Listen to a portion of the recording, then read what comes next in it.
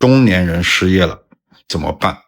假如你现在40、50岁，你工作了20年，突然有一天没有工作了，公司不要你了，出路在哪里？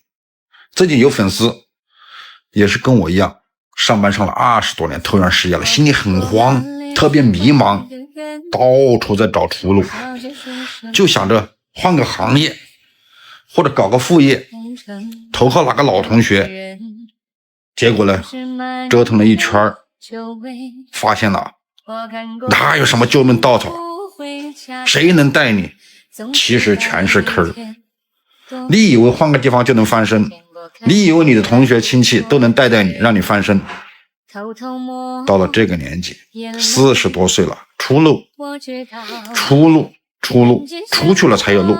太多的人上班上到40多岁，上不上下不下，现在的工作又不好找，又难，接着上班心又不甘，天天焦虑，天天抱怨。真正的像我们中年人，出路是什么样子？怎么样才能有出路？是你自己要认清现实，认清了之后，你要放下面子，向内求，多去做一些让自己能进步的事情。就比如说拍拍抖音，比如说做做小生意，卖卖菜，摆摆摊儿。你把这个面子放下，把真正的本领学到手，其实赚点小钱不难，真不难。加油，失业的中年人。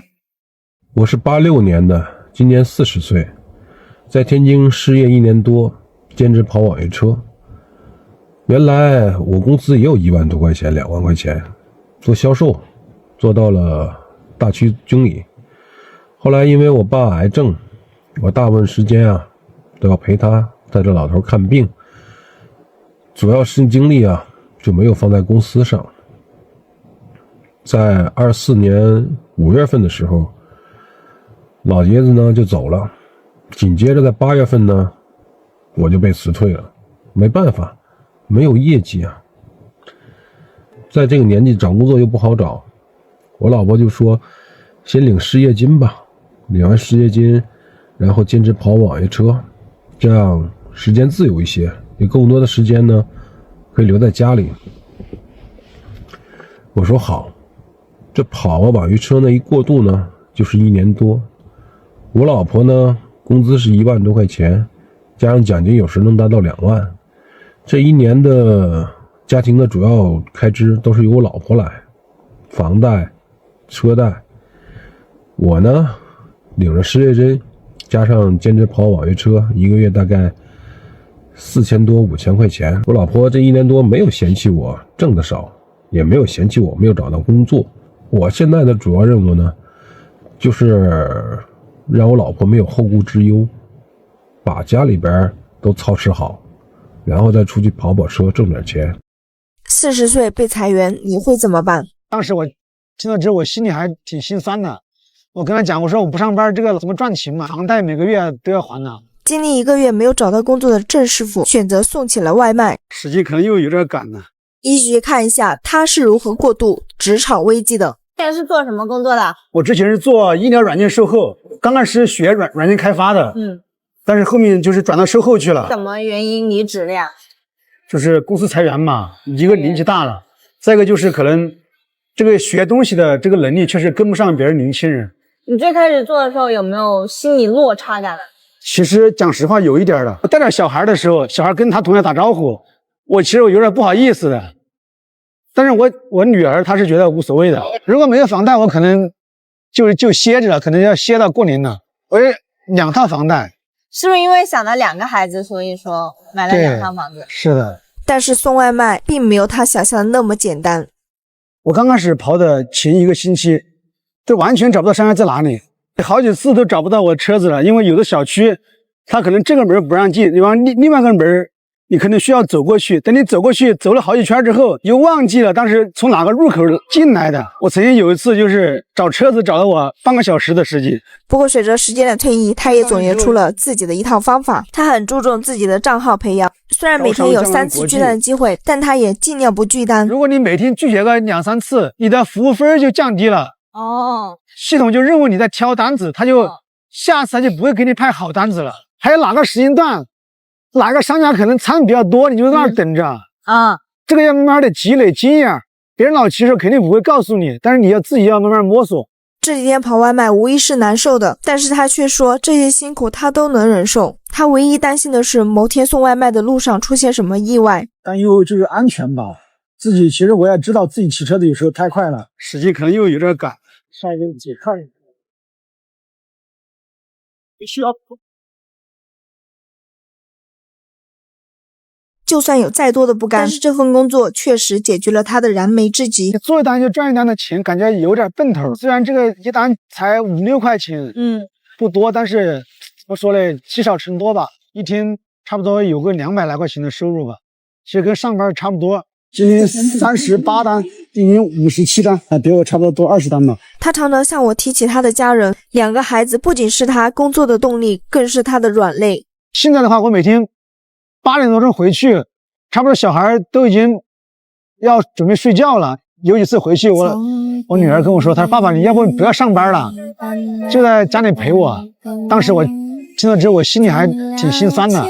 我跟她讲，我说我不上班，这不赚钱吗？这是中年人的无奈，年龄成了一切的原罪。但是郑师傅愿意放下世俗的面子，背起家庭的重担，逆向前行。这就是一个父亲、一个丈夫最好的担当。你们的存款还够多久的开销？我做国学20年了，今天有人找我聊天，他说他快撑不下去了，失业了，而且现在找工作直接是找不着，手里的存款已经顶不住3个月的开销了。那我想问你们，你们的存款还够多久的开销？如果是没有收入的情况下，还能存活多久？其实很多人他感觉自己收入比较稳定，就觉得一切都很平静。但是说句实在的，上有老下有小的中年的这个年纪，真的一旦收入停掉之后，可能一切都要从头开始，甚至更难。对于咱们中年人来说，很多事情啊都已经跟以前不一样了，并不是那种靠拼杀、靠机遇就能起来的年代。现在这个年代机遇越来越少，拼搏努力能换来的也越来越少。那么考虑考虑，如果真的失业之后，靠什么养活自己？现在很多地方过了35岁根本就不要了。那么下一步，你有什么专长能养活自己？有什么特长和技能能让自己存活下去？而自己手里的存款还够全家老少存活多久？考虑考虑，真的需要考虑考虑。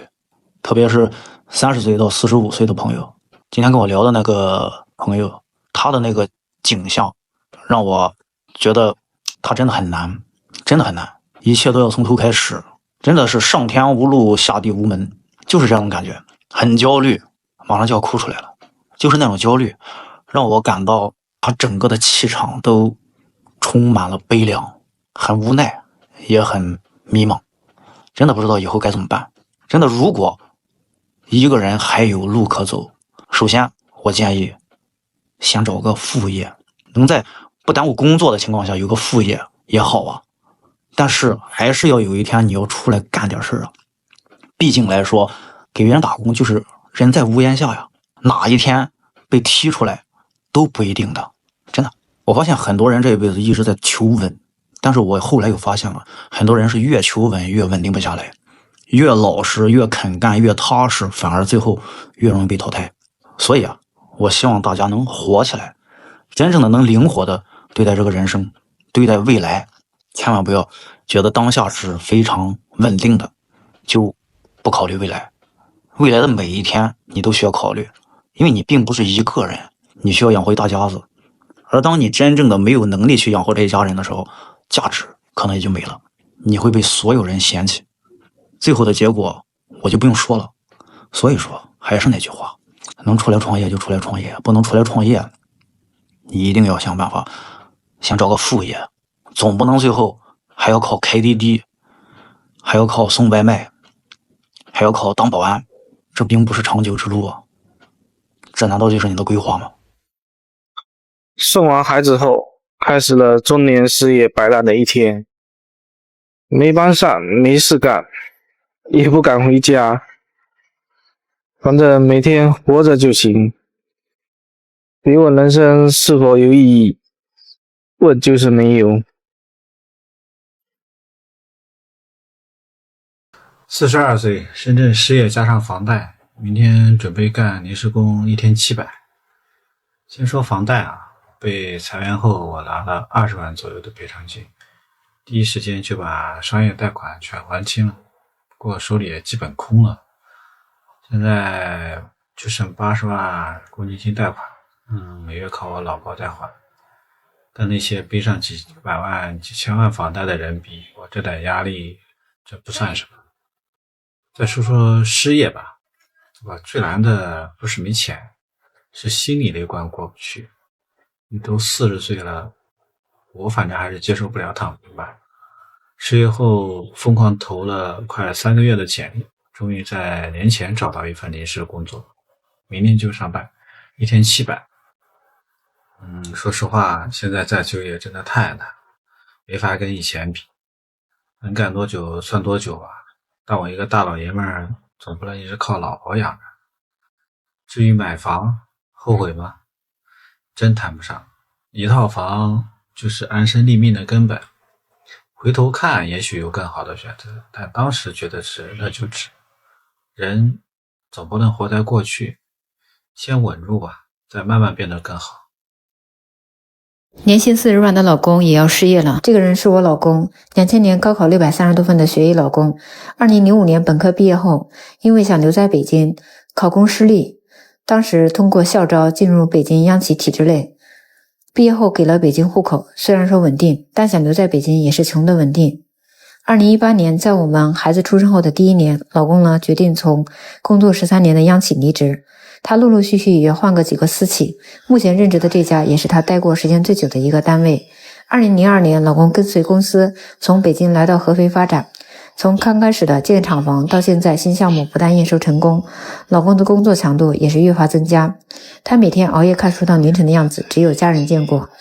他是个不会表达的人，工作中把注意力都集中在岗位上。但随着大环境、人力成本的增加，年过40的他显然也不是领导心中最有性价比的选项。原本明年8月份合同到期的他，在年底他自己提出主动离职。当天单位主管部门组织了紧急会议，开始商量平替人员，所以一切也在预料之中。最近在网上看到很多高材生被裁的信息，其实有时候真不一定和人的能力有关。现在就业环境内卷激烈，很多企业也是通过这种方式来节省开支，变相逼人离职，其实呢也是一种无奈之举。老公问我他失业了我会不会焦虑，其实对于我们这样的普通家庭，只能走一步算一步。我相信只要人勤快，总有一碗饭吃。现在的我们开始忙着考虑孩子转学校的事情，还有搬家等相关事宜。这2天呢，和领导沟通了我要离职的信息。我是一名护士，回到北京呢，可能找个工作相对来说没有那么困难，主要呢还是老公的视力问题，这才是最主要的。所以回北京第一件事情还是先去看眼睛。但无论未来怎么样，我们还是要有颗豁达的心去面对，接受现实。中年失业唯一的出路就是去研究一个人能干的生意，不要想着去找工作，去跑滴滴，去送外卖，这些工作都只能短暂的解决你的失业，2-3年之后你又会面临同样的选择和处境，那个时候更没有机会。越早去研究一个人能干的生意，越早让自己成为一个个体户，对自己越有利。刚面试完出来，心里真不是滋味。我先说下我自己情况吧。34岁，工程类本科毕业，3年我考了10本证。曾经以为工程人有正傍身，到哪儿都不怕，结果现实狠狠给了我一巴掌。失业这段时间以来，我每天睁眼就是刷招聘软件，5个 APP 轮着刷，boss 开了68的会员。说真的，这点钱现在我都挺心疼的，但是又不敢省。投了100多份简历，沟通了也有几百次吧，结果呢，要么就是已读不回，要么呢直接未读。偶尔有 HR 主动找我，点开一看，销售、保险、网约租车，我那10本证好像就是废纸一样。今天这个面试是我好不容易争取来的，早上6点我就醒，把自我介绍背了10几遍，结果呢，进去10分钟就出来了。HR 全程低头打字，问了2个无关痛痒的问题，然后说有消息我们再通知你。我就知道这就是来冲业绩的，而我就是那个凑数。说实话，心态啊真的崩了。之前土木多风光啊，走到哪儿都被人叫刘工。现在呢，34岁有证有经验，却连个面试都约不到。我不知道是自己不行了，还是这个行业不行了，或者说我们这个年纪的人已经不被需要了。更可怕的是啊，这些我都不敢跟老婆讲。而且呢，房贷马上要还了，几个信用卡也快到期了，一个月不吃不喝，硬性支出就要5、6千。我也不知道接下来该怎么办了。34岁转行能干什么？送外卖，跑网约车。不是说这些不好，是我真的不甘心了。我那10本证是我一个个晚上熬出来的呀，心情很低落。就想问问有没有相同经历的老哥，你们现在怎么样了？能给个方向吗？大家好啊，每次聊到中年失业的问题啊，总有很多人表示无法理解。前2天我发了我的那个朋友在职场做到总监，40多岁中年失业之后去当骑手，也有很多人留言说都当到总监了，怎么可能找不到工作呢？肯定是放不下面子，脱不下长衫。其实这个问题啊，如果我还是以求职者的视角来解读的话，很多人还是无法相信。所以今天我就把这个问题抛给了2个还在职场的朋友，让他们以招聘方的视角来解读一下这个问题。首先第一个朋友呢，是在互联网大厂，目前带10个人的团队。我就问他呀，最近这2年有没有一些原本很资深的人现在降薪降职来求职？他说有，还不少。然后他总结了一下这些人的共性。首先第一点就是年纪都比较大，基本都在38岁以上了。第二点就是以前在职场都挺成功，基本都做到了高阶的岗位，那后来要么是因为自己创业失败，要么是因为公司裁员。那我问他你会用吗？他回答得很干脆，说不会，并且总结了不会用的几点原因。第一点就是心力，他觉得这些人已经没有办法再适应目前这么卷的工作节奏了。第二点呢，就是觉得现在的年轻人更好带，更有上进心，也更能接受新鲜事物。第三点我觉得也比较能理解啊，就是但凡有的选，谁愿意找一个年纪更大，甚至看起来比自己还资深的人做下属呢？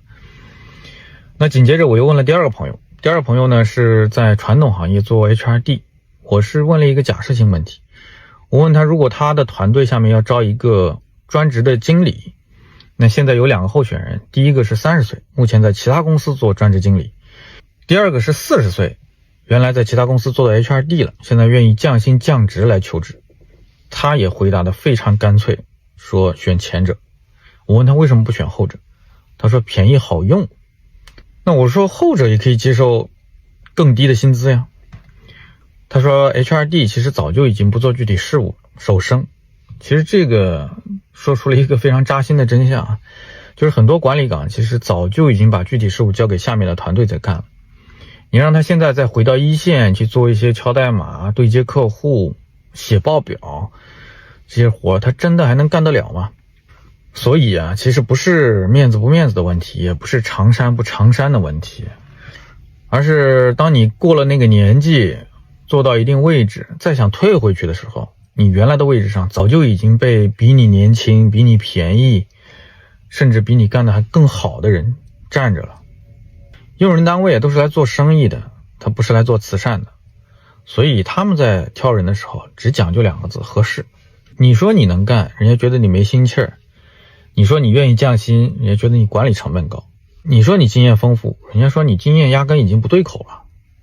所以啊，回到最初的那个问题，现在中年失业的人，除了网约车、送外卖、自媒体、摆摊，还有什么更好的选择吗？我不知道啊，但是我觉得我们这一代人可能越来越得接受一个现实，就是职场已经不是那个可以一路爬到顶的梯子了，而是像一辆公交车一样，到站了你就得下车，那至于后面的路怎么走，就只能各凭本事，自己想办法。哇，兄弟们，很快就要正式失业了。刚刚 HR 找我沟通了一下，说这个月我们公司会有200多个人的释放，可能会有大量的裁员，说希望我赶紧先把这个事解决掉。之前跟公司要了2个月，他没答应嘛，非要给我发了2个月工资，然后我也退了一步，我说给我1个半月工资就行了，然后把我之前的6天年假的3400块钱的差额给我补齐。需要说去跟领导沟通了。其实通过昨天的投简历的试水，我知道外面的市场行情可能不是很好，所以突然间我感觉不怎么着急了。最起码1个月到手3000块钱，加上社保，加上2800的公积金，这要比领失业金强多了。所以要么给我3万块钱让我走人，要么就耗着，我就不管了，就当失业了。